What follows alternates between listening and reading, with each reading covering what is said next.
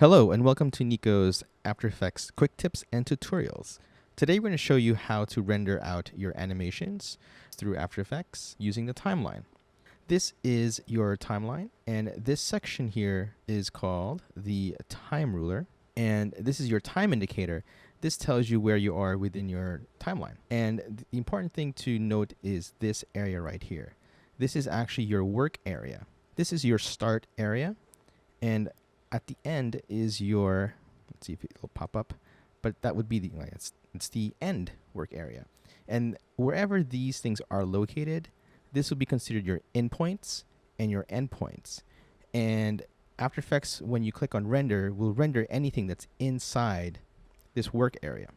So you can either manually move the endpoints and the outpoints manually with your mouse. If you have a certain length, you can also move it. You can move the whole bar left and right. And there's also key commands, and you would select the timeline indicator, and you can press B, letter B for beginning. And if you notice, it'll just move, your endpoint will move exactly where the time indicator is. I will move this again, and I'll hit B, and that's beginning. Now to hit the end, it is the letter N. So that will give me the end point of my work area. All right, now that we understand that, now let's render this out. I'm going to render the whole timeline, which is about 1 second and 5 frames. And to do that, there's a few steps. You can either do key commands. On the Mac, it would be Control-Command-M, and that will give me the render queue. Or I can go to the menu, go to File, Export, and click on Add to Render Queue. Okay, now let's talk about the parameters in the render queue. There's 3 main things.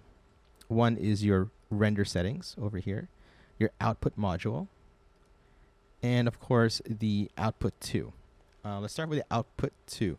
Output to means if you click over here, sometimes it'll say untitled depending on how it's set up, but you'd click on this name over here right next to the drop down, and this gives you some kind of custom. If I click on this, it'll turn this into comp name.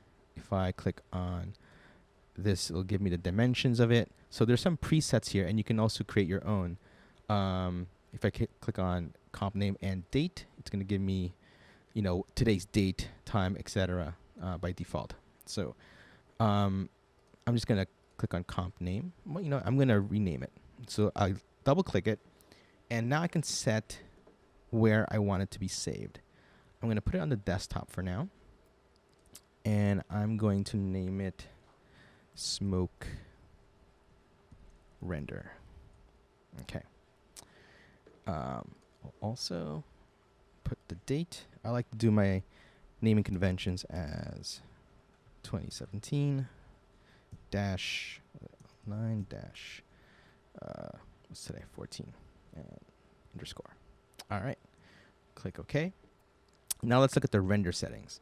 If I click on the name right next to this drop down arrow, if I click on the drop down arrow, there are a few default settings, and I've already made a custom setting here.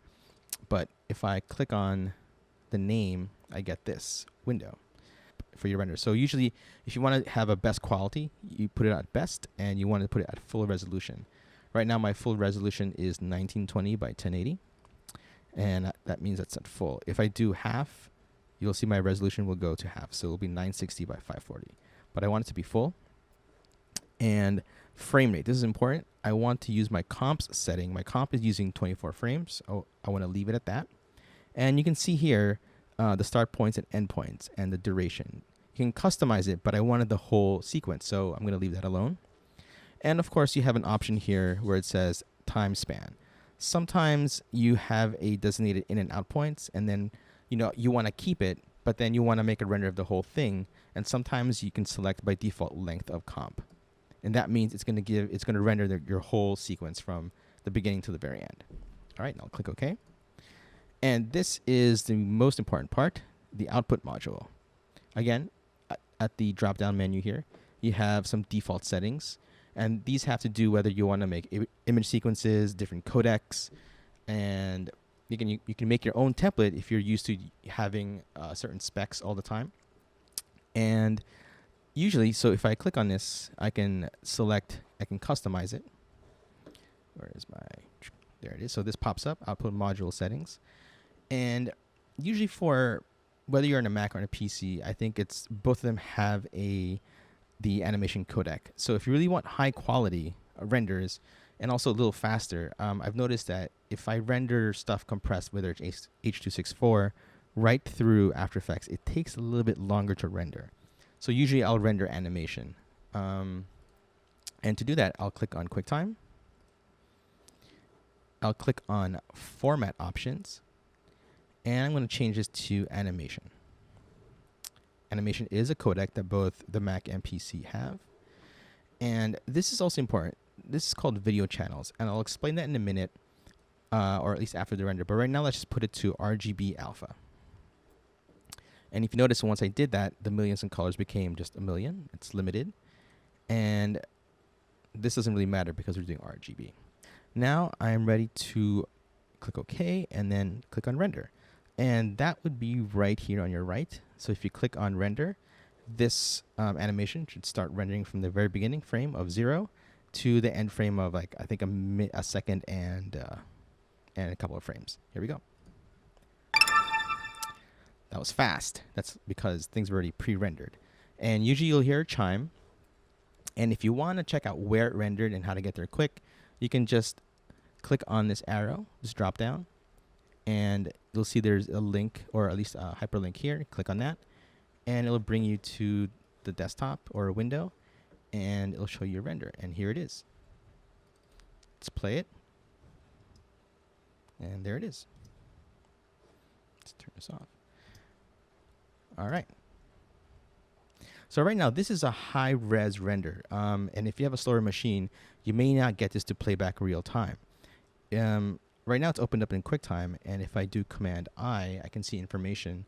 And it'll tell me exactly that it's at 24 frames and what format, meaning the codec it's using. And if you remember, I used Apple Animation and at 1920 by 1080 at a million colors at 24 FPS. So right now, you know, if you want to upload to the web, ideally you want to have it as H.264 compression. So this is kind of like the workflow that we do. Is first we'll do animation compression. Then once you're done making a high-res file, we'll go to Adobe Media Encoder. And let's just drop in that file in there.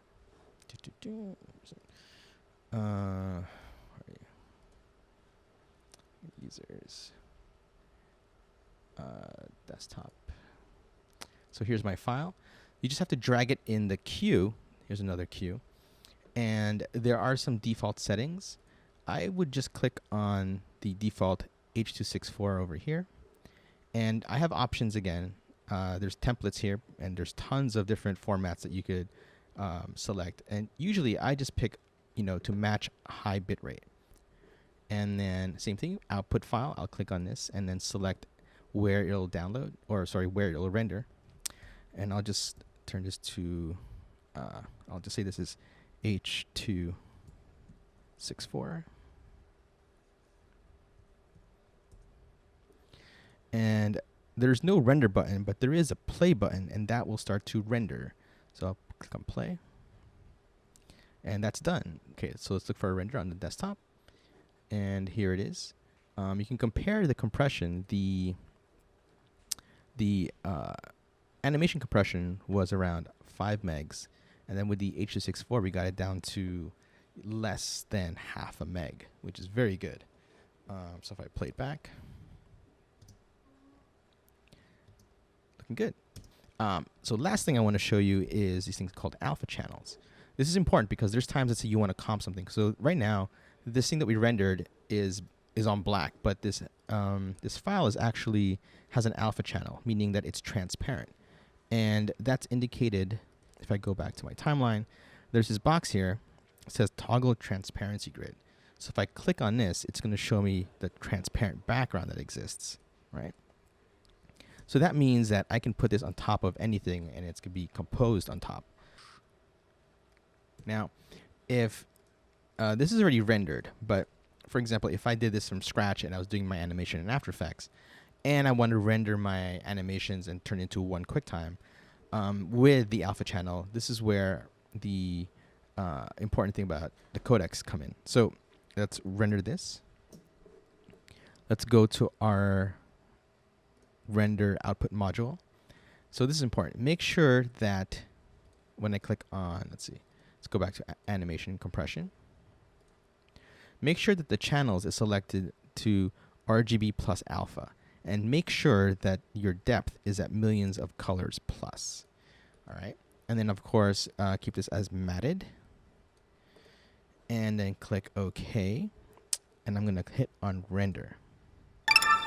Okay, done. Let me import that into After Effects. There it is. And let me make a new comp with my Peanuts movie desktop wallpaper, and I'm going to take that smoke alpha, put it on top, and it should be transparent. Boom! And don't forget, use animation codec for now until we talk about more codecs in detail. And if you want to upload your files, make sure that you turn them into H.264 MP4s using Adobe Media Encoder. All right, that's it.